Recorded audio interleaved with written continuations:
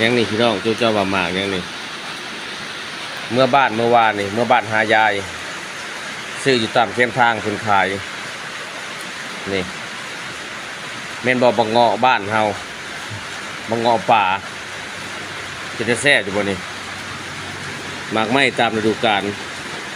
หากินยากเลยพี่น้องเอ้ยปีละเทื่อจะได้กินเด้อหมากไม้นี่เด้อผู้ใดเนี่ยเคยกินนี่ผู้ใดเนี่ยเคยกินคอมเมนต์มาบอกดูหมากอีหยังเนาะเมื่อบ้านวานนี่เพิ่นขายหวดละ10,000เนี่ยซื้อมาลองกินเบิ่งเคยกินแต่ข้าวอยู่บ้านแต่จังน้อยออกสมๆหวานๆสุกคักเลยพี่น้องเอ้ย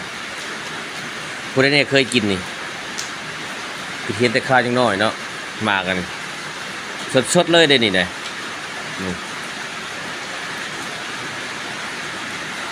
สีก็เป็นตะแซ่บเลย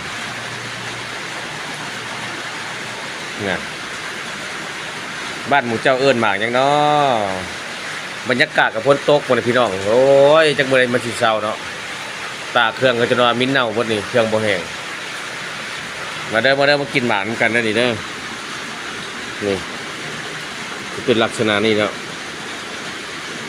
ข้างในคนนี้นะผมมีผู้เจ้ากล้องเลย แซ่บได้พี่น้องเลยเป็นลักษณะนี้ออกสมหวานนะห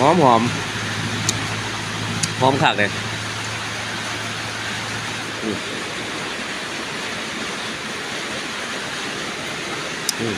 แซ่บสมหวานมาเด้อผู้ใดอยาก